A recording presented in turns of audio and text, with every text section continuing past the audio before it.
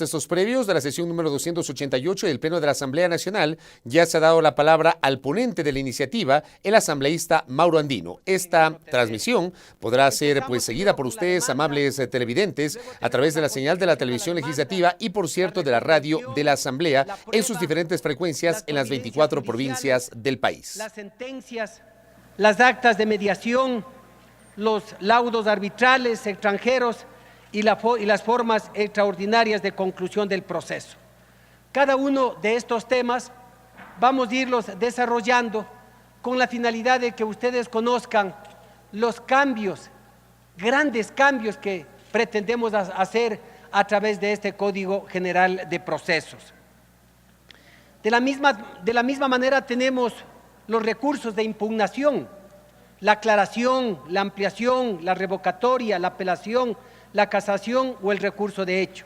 Ustedes saben que se puede pedir la aclaración cuando una sentencia no esté adecuadamente desarrollada, esté obscura, o la ampliación cuando el juez no ha resuelto todos los puntos en materia de la litis, la revocatoria que se puede pedir de ese auto, de ese decreto, la apelación que puede ir ante el inmediato superior o la casación, obviamente, ante la Corte Nacional de Justicia, y finalmente tenemos el recurso de hecho. Las clases de pruebas, esto es sumamente importante señalar cuando hacemos referencia a las diferentes clases de pruebas, y allí encontramos la prueba testimonial, entre ellas la confesión judicial, que es algo común, corriente, que conocemos nosotros, en particular quienes son o somos abogados, la declaración de testigos, la inspección judicial, la prueba documental, es decir, la presentación de documentos públicos, de documentos privados, como también la prueba pericial. La prueba es lo básico en todo proceso, en cualquier proceso, llámese proceso laboral, en un asunto civil, en asunto de inquilinato, en contencioso administrativo, en tributario. La prueba es el corazón mismo de ese proceso. ¿Y qué es lo que se pretende hacer? Simplificar el anuncio y la presentación de prueba en concordancia con los principios de la buena fe y lealtad procesal. Prevé la presentación y práctica de nuevas pruebas solicitadas por las partes en casos excepcionales. ¿Sí? Si el juez considera que se debe presentar nuevas pruebas, pues inclusive de oficio puede disponer ese juez o la jueza.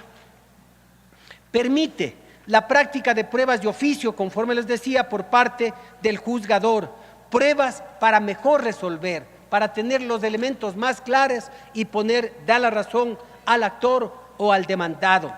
Asimismo, con la prueba lo que se pretende es garantizar la contradicción procesal. Las pruebas se practican de manera concentrada en audiencia, pudiendo ser controvertidas en todo momento. ¿Cuáles son los aspectos relevantes? Aquí tenemos que resaltar que lo que se hace es fortalecer los medios alternativos a la solución de conflictos. Se prevé formatos comunes elaborados por el Consejo Nacional de la Judicatura en los procesos monitorios y en materia de pensiones de alimentos. Aquí se utilizan los formatos que el Consejo de la Judicatura prevé en los procesos monitorios, que ya veremos más adelante, como en materia de pensiones de alimentos exclusivamente. Asimismo, se permite el reclamo de varios trabajadores contra un mismo empleador, nombrando un procurador común. Esto es una innovación que se lo está haciendo en el Código General de Procesos. Se permite el retiro de la demanda por parte del actor hasta antes de que se le cite con la demanda o que se lleve a cabo la audiencia preliminar. El actor tiene esa facultad de poder retirar esa demanda. Se incorpora la videoconferencia en las audiencias. Esto es sumamente importante. Se incorpora la videoconferencia en las audiencias. Se garantiza el principio de celeridad, la sentencia se dicta en la misma audiencia. Aquí tenemos que tener claros que toda sentencia con el nuevo Código General de Procesos, la sentencia se dicta o se dictará en la misma audiencia, salvo en casos excepcionales. En casos excepcionales, el juez o la jueza podrá suspender la expedición de la sentencia hasta en el término de 10 días posteriores a la misma, cuando se trate de casos sumamente complicados o muy difíciles, o cuando la carga de la prueba haya sido voluminosa, pues ahí el juez o la jueza tendrá que postergar hasta por el término de 10 días la expedición de la sentencia. Pero siempre y siempre la sentencia se dictará en la audiencia. Se evitará lo que hoy ocurre, que termine el término de prueba en el juicio ordinario, en el juicio verbal sumario, vienen los alegatos y los abogados o las partes tienen que estar insistentemente rogando, implorando, pidiendo al juez o a la jueza que dicte sentencia. Y hay que esperar en muchos casos meses o años para que se dicte una sentencia. Se garantiza también el principio de gratuidad, el pago de honorarios de peritos cuando los usuarios no cuenten con recursos económicos, como así consta precisamente en la Ley Orgánica de la Función Judicial.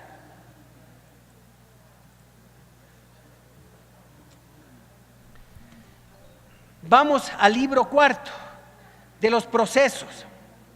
Cuando hablamos de la estructura del libro cuarto de los procesos, encontramos en el título primero los procesos de conocimiento, en el título segundo los procesos de ejecución, en el título tercero los procesos contencioso administrativo y contencioso tributario, y en el título cuarto los procesos voluntarios.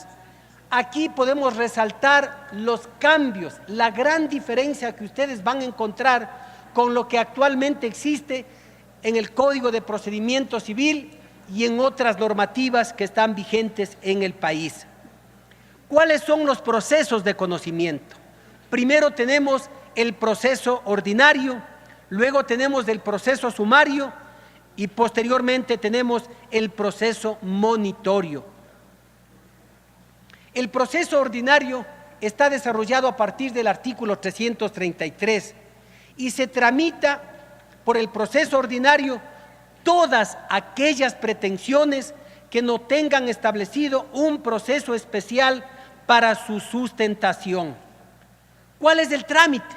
Ustedes van a poder observar allí en la pantalla.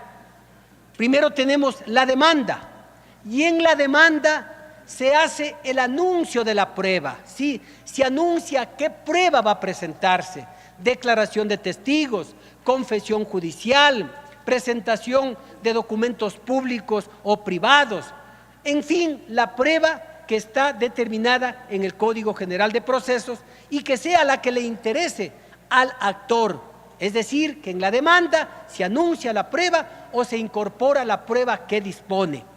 Luego tenemos la calificación de las demandas, la calificación de la demanda que el juez o la jueza tiene que hacerlo en el término de 5 días. Posterior tenemos la citación.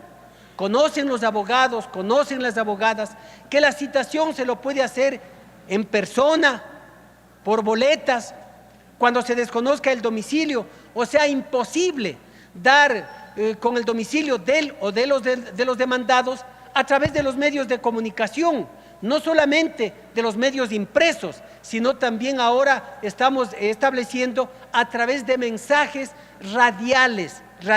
¿Por qué? Porque la radio se entiende que se escucha mucho más y puede un amigo, un vecino, un familiar escuchar y transmitirle a la persona demandada que le están demandando, aunque redunde, con una acción de carácter legal. Luego, en los procesos ordinarios, el demandado tiene 30 días para contestar la demanda e inclusive para presentar una reconvención. En el proceso ordinario tiene los 30 días para contestar la demanda y, si hay mérito, para presentar una reconvención. Luego llegamos a la audiencia preliminar. Esta audiencia preliminar el juez tiene que convocarlo dentro del término de 10 o máximo de 20 días.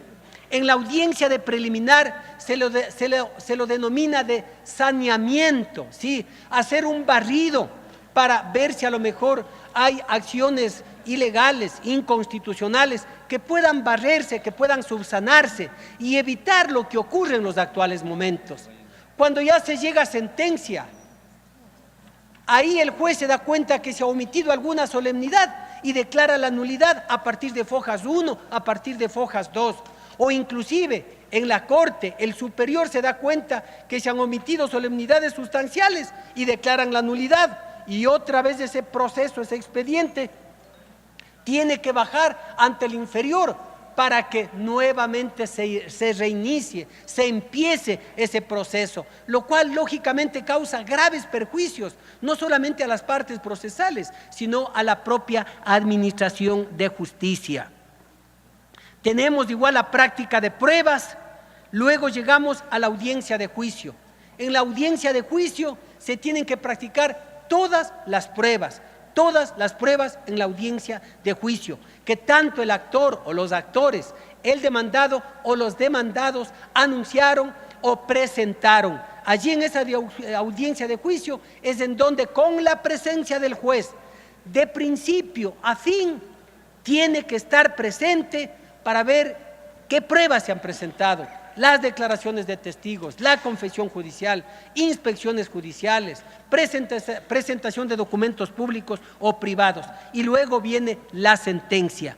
La sentencia, insisto, que tiene que dictaminarse en la audiencia. El proceso sumario es el segundo que contempla este Código General de Procesos y que está desarrollado en el artículo 341. ¿Qué causas se llevan a cabo en el proceso sumario? Las controversias que están señaladas en la ley, los asuntos mercantiles, los asuntos de expropiación, defensa de los consumidores, las acciones posesorias y acciones, las acciones posesorias, las servidumbres, demarcación de linderos y querellas de despojo violento y de despojo judicial, la prestación de alimentos y los asuntos previstos en la ley, la pretensión de declaratoria de nulidad o de impugnación de los acuerdos o resoluciones, el divorcio contencioso, es decir, cuando hay una o más causales para pedir el divorcio. Las controversias relativas a incapacidades y guardas, las controversias sobre arrendamientos, anticresis, comodatos y contratos de mutuo, las controversias relativas a honorarios profesionales, las controversias provenientes de relaciones vecinales y del régimen de la propiedad horizontal, la oposición a los procesos voluntarios, las demandas civiles que tengan por objeto el reclamo de deudas dinerarias. Todo esto a través del proceso sumario. ¿Cuál es el trámite? Allí pueden observar ustedes que en el proceso sumario determinado en el artículo 341 encontramos, primero, la demanda, la calificación de la demanda, que se lo hace en el término de 5 días, la citación a través de los diferentes mecanismos, la contestación, que se lo hace en el término de 30 días. Luego tenemos una sola audiencia. Aquí tenemos una sola audiencia, ya no 2 audiencias como hablábamos en el proceso ordinario, donde había la primera audiencia preliminar y la audiencia de juicio. En el proceso sumario hablamos una sola audiencia, pero dividido en 2 fases, de saneamiento y la de juicio. Y luego tenemos la sentencia que se debe dictar, insisto, reitero, en la misma audiencia. Luego tenemos el proceso monitorio, al que hace referencia el artículo 344.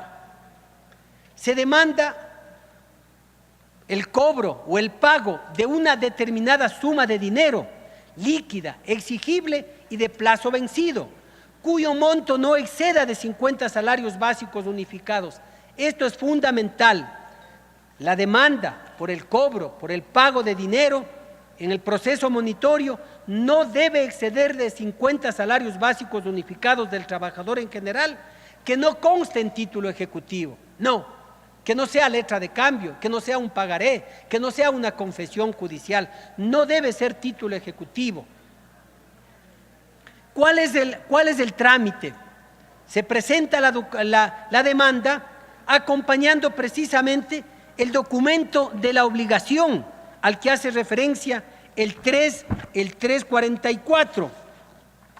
El 344, mediante documento, cualquiera que sea su forma y que aparezca firmado por la deudora o el deudor con su sello, impronta o marca, o mediante factura o el soporte físico en que se encuentra, que aparezcan firmado comprobante de entrega, certificación, telegrama, telefax, documentos electrónicos o cualquier otro documento, o tratándose de cobro de cuotas de condominio, clubes, asociaciones u otras organizaciones similares, o tratándose también del cobro de cánones vencidos de arrendamiento, siempre que la o el inquilino esté en uso del bien, se acompañará el contrato o una declaración jurada. Todo esto desarrollado en el artículo 344. Luego tenemos la citación, ¿sí? 15 días, el mandamiento de pago y la oposición en la audiencia de conciliación y de juicio que está desarrollado precisamente en el artículo 346 y 347. Y por la importancia me permito dar a conocer qué es lo que dice el 347 cuando hay oposición. Si la parte demandada comparece y formula, la o el juez convocará audiencia de conciliación y juicio en la que promoverá la conciliación, que de lograrse se aprobará en sentencia, y si no hay acuerdo o este es parcial, en la misma audiencia dispondrá se practiquen las pruebas anunciadas, luego de lo cual oirá los alegatos de las partes y en la misma diligencia dictará sentencia, contra la cual solo caben los recursos horizontales de ampliación y aclaración y obviamente el recurso de apelación. En este proceso no se ordenarán, no se pueden ordenar medidas cautelares, no procede la reforma a la demanda ni tampoco la reconvención. La reconvención opera en el proceso ordinario, el primero al cual hice referencia, compañeros y compañeras asambleístas. El proceso de ejecución, hablamos del proceso ejecutivo, que está desarrollado a partir del 350. Y aquí hablamos de los títulos ejecutivos. Y dentro de los títulos ejecutivos encontramos la confesión hecha con juramento ante una juez o un juez competente, la copia y la compulsa auténticas de las escrituras públicas, los documentos privados legalmente reconocidos o que se tengan por reconocidos por decisión judicial, las letras de cambio, los pagarés a la orden, los testamentos, la transacción extrajudicial y los demás a los que otras leyes otorguen el carácter de títulos ejecutivos, como por ejemplo el cheque, siempre que no sea posfechado o no haya sido entregado en garantía. ¿Cuál es el trámite de este proceso ejecutivo que está contemplado en el artículo 350? Tenemos la demanda, y a la demanda, obviamente, se debe acompañar el título ejecutivo, llámese la letra de cambio, llámese el pagaré o llámese la confesión judicial. Luego tenemos la calificación de la demanda que lo lleva a cabo el juez o la jueza en el término de 3 días. Medidas cautelares. ¿Cuáles son esas medidas cautelares? El secuestro, la prohibición de salida del país, ¿sí? La prohibición de enajenar de un bien inmueble. Luego encontramos la citación a través de los diferentes mecanismos que ya hemos hecho referencia.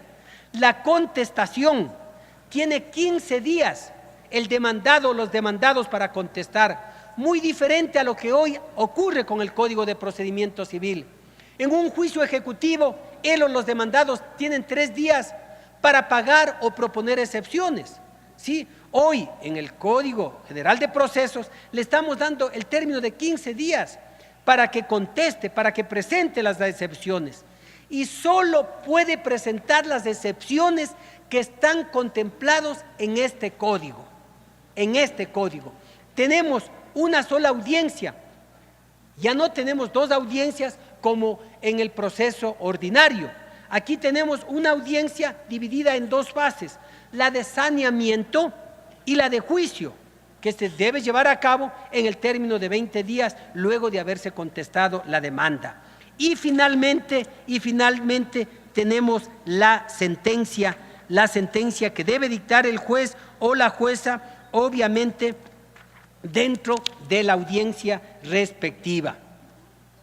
Hay que señalar también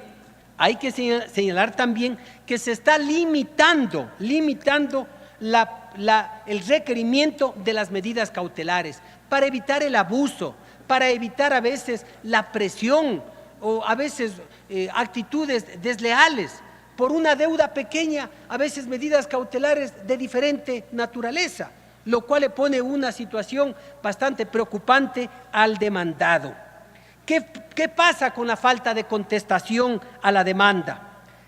Si el deudor, dentro del respectivo término, no cumple la obligación, ni propone excepciones, o si las excepciones propuestas son distintas a las que están señaladas, a las que están desarrolladas en este código para este tipo de procesos, luego el juez, en forma inmediata, debe dictar sentencia, mandando que el deudor o la deudora cumpla la obligación.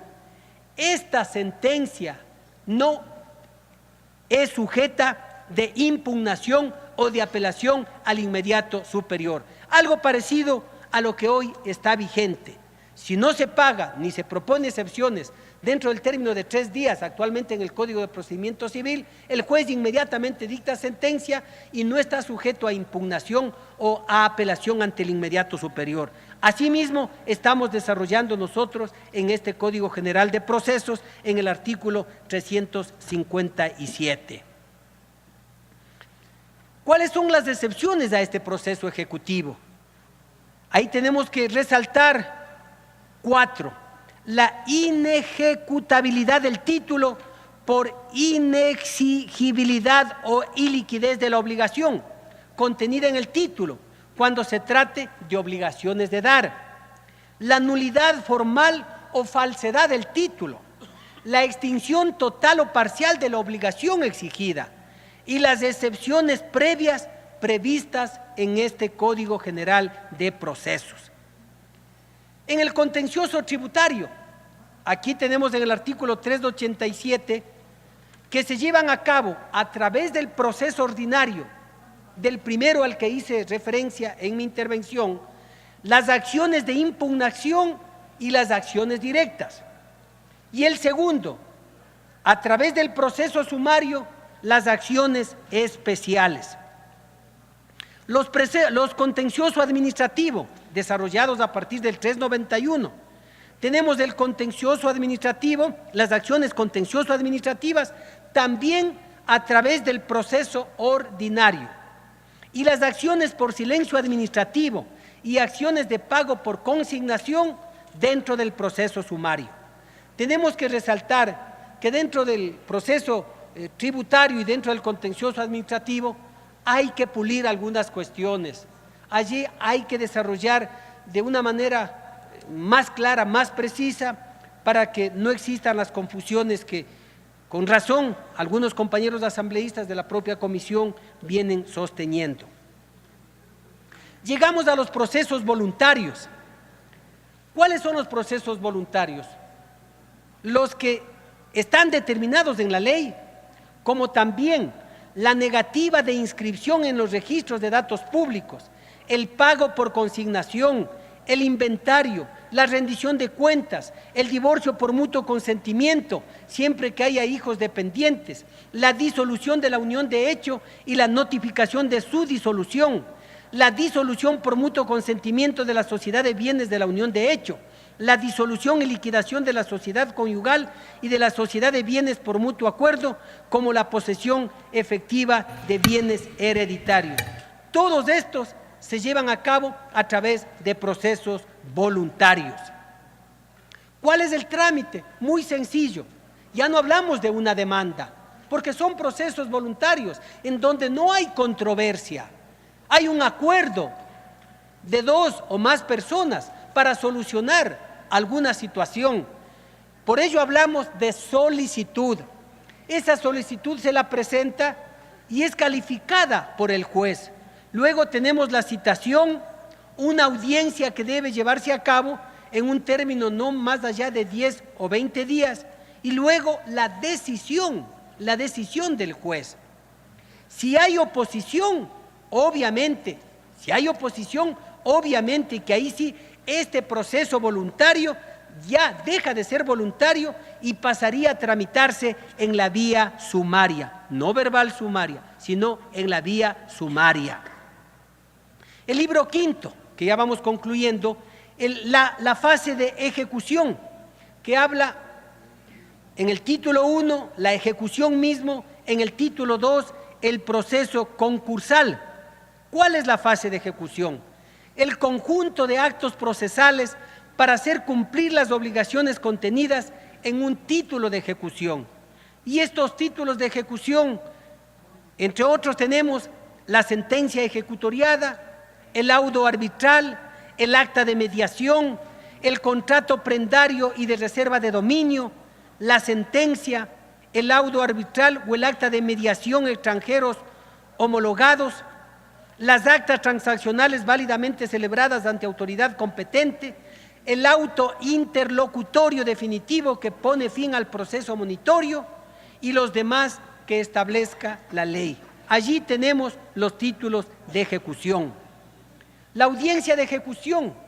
Cuando nos referimos a la audiencia de ejecución, estamos hablando de la oposición del ejecutado por extinción de la obligación, las fórmulas de pago, las observaciones del informe pericial del avalúo, cuando se hace un avalúo de un bien inmueble o de un bien mueble que puede ser sujeto de remate, para que con el producto de ese remate se pueda cobrar esa deuda, esa obligación, ¿sí? Se hace observaciones a ese informe.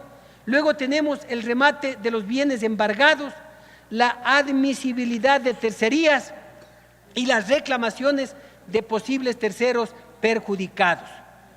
Para concluir lo que tiene que ver las disposiciones generales, reformatorias y derogatorias, como dimos a conocer la semana anterior, deben ser revisadas muy minuciosamente dependiendo del texto ya que esté desarrollado en su informe para segundo debate, para poder insertarlos de una manera clara y de una manera precisa. Esto en sí, señora presidenta, señoras y señores asambleístas, lo que significa ya el libro tercero, el libro cuarto, el libro quinto. Yo aspiro y espero que hayan revisado y que puedan proponer en esta mañana, en esta tarde, las sugerencias o las propuestas. Sé que es un trabajo técnico, sé que es un trabajo bastante complicado, pero yo espero y aspiro que los abogados, las abogadas que son parte de este plenario puedan hacernos llegar las observaciones con la finalidad de recoger las mismas o inclusive, si requieren ser recibidos en comisión general, allá en la Comisión de Justicia y Estructura del Estado, enhorabuena, aporten, no hagamos lo que está ocurriendo con el Código Orgánico Integral Penal, que las universidades, que las facultades de jurisprudencia, que los académicos quedaron en mora, quedaron en deuda, porque nunca aportaron.